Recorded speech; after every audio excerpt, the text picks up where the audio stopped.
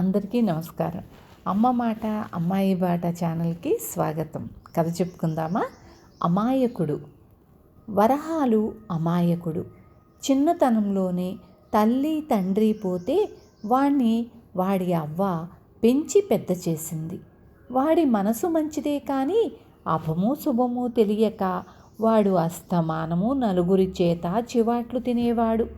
ఒకసారి వాళ్ళ ఊళ్ళో బావులన్నీ ఎండిపోతే ఊరి వాళ్ళు దూరంగా ఉన్న నది నుంచి నీరు తెచ్చుకోవలసి వచ్చింది. ఒకనాడు వరహాలు వీధి వెంట నడుస్తుండగా ఒక వయసు మళ్ళిన స్త్రీ నీళ్ల బిందెను మొయ్యలేక మోస్తూ ఒక అరుగు మీద దింపి మళ్ళీ ఎత్తుకోలేక ప్రయాసపడుతూ కనిపించింది. వరహాలు ఆమెకు సాయం చేద్దామని బిందె ఎత్తబోయాడు.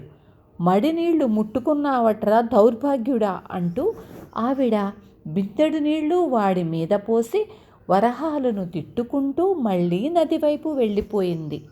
వరహాలు తడిబట్టలతో ఇంటికి వెళ్ళి అవ్వచేత చివాట్లు తిన్నాడు. ఇంకోసారి వరహాలు కూరలు తీసుకుని ఇంటికి వస్తూ ఉంటే ఒక పిల్లవాడు పరిగెత్తుకుని వస్తూ కనిపించాడు. వాడి వెనకగా ఒక ముసలాయన, ఆగరా దొంగ వెధవా, 2 దెబ్బలు పడితే కానీ నీకు బుద్ధి రాదు అని ఆయాసపడుతూ వస్తున్నాడు. వరహాలు ఆ ముసలాయనకు సహాయపడే సదుద్దేశంతో కుర్రవాణ్ణి పట్టుకొని 2 దెబ్బలు వేసి ముసలాయనతో, తాతగారు హైరానా పడకండి, నేనే 2 వేశాను, దాంతో వాడికి బుద్ధి వస్తుందిలేండి అన్నాడు. దెబ్బలు తిన్న కుర్రవాడు గొల్లు అన్నాడు. ఎవడో దారిన పోయే దానయ్య తన మనవణ్ణి కొట్టడం చూసి ముసలాయన మండిపడి, ఎవడివిరా నువ్వు, చంటి వెధవని కొట్టడానికి నీ చేతులు ఎలా వచ్చాయి అని వరహాలను శాపనార్థాలు పెడుతూ తన మనవణ్ణి ఓదార్చుతూ తీసుకుపోయాడు. ఈ గొడవకి అక్కడ పోగైన నలుగురు వరహాలను చివాట్లు పెట్టారు. వరహాలు దిగాలు పడిన మొహంతో ఇంటికి వెళ్ళి జరిగిన సంగతి అవ్వకు చెప్పి ఆవిడ చేత మరిన్ని చివాట్లు తిన్నాడు. ఒక ఏడు నదికి పుష్కరాలొచ్చాయి. వరహాలు రోజూ నదికి వెళ్ళి రేవుకు దూరంగా స్నానం చేసి గట్టున ఒంటరిగా కాసేపు కూర్చొని ఇంటికి వచ్చేవాడు. ఒకనాడు వాడు అలా కూర్చొని ఉండగా ఎవరో దంపతులు ఆ ప్రదేశంలో స్నానం చేసి అటుగా వచ్చి ఒడ్డు ఎక్కారు. భర్త గట్టు ఎక్కాడు. కానీ భార్య ఎత్తుగా ఉన్న గట్టు ఎక్కలేక తన భర్తకు చెయ్యందించింది. భర్త ఆ సంగతి చూడక ముందుకు వచ్చాడు. అది చూసిన వరహాలు చప్పున భార్య చేతిని తన చేతితో పట్టుకుని పైకి లాగాడు. భర్త వెనక్కి తిరిగి వచ్చి వరహాలును చావచితకతన్ని వదిలిపెట్టాడు.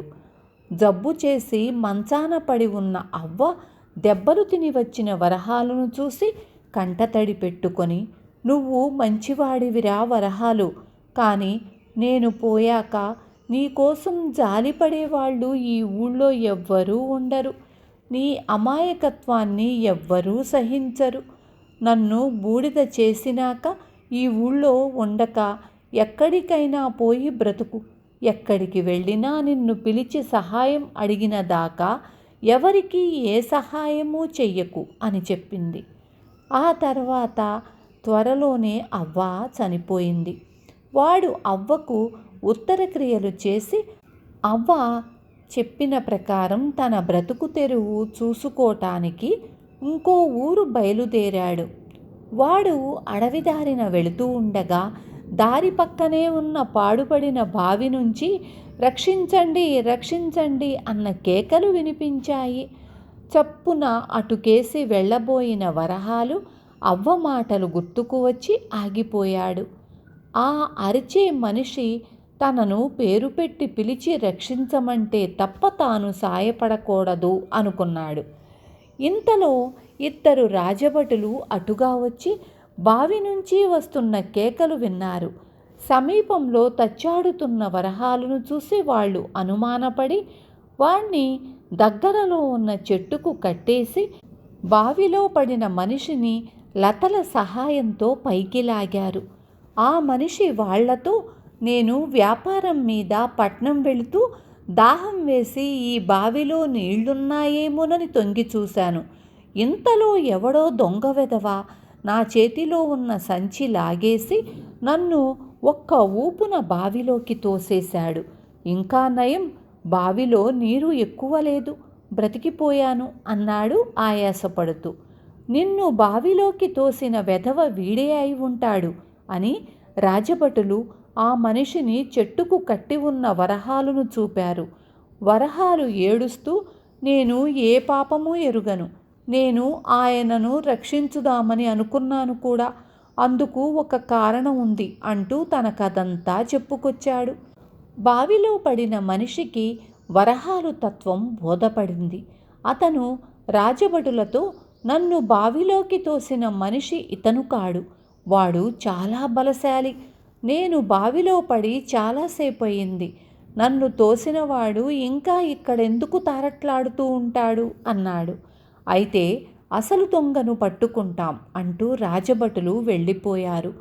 తరువాత బావిలో పడినవాడు వరహాలుతో, నువ్వు ఎక్కడా బ్రతకలేవు, నా వెంటరా, నా తోట పని చూసుకుంటూ తోటలోనే ఉండు, నీ జోలికి ఎవ్వరూ రారు, నీకు ఎవరి జోలి ఉండదు, నోరు లేని మొక్కలు నీ సహాయానికి ఎదురు చెప్పవు, నీకు జరుగుబాటు అయ్యేటట్లు నేను చూస్తాను అన్నాడు. వరహాలు సంతోషంగా ఒప్పుకొని ఆ మనిషి వెంట వెళ్ళాడు. విన్నారు కదా. రేపు మళ్ళీ ఇంకొక మంచి కథతో మీ ముందుకొస్తాను.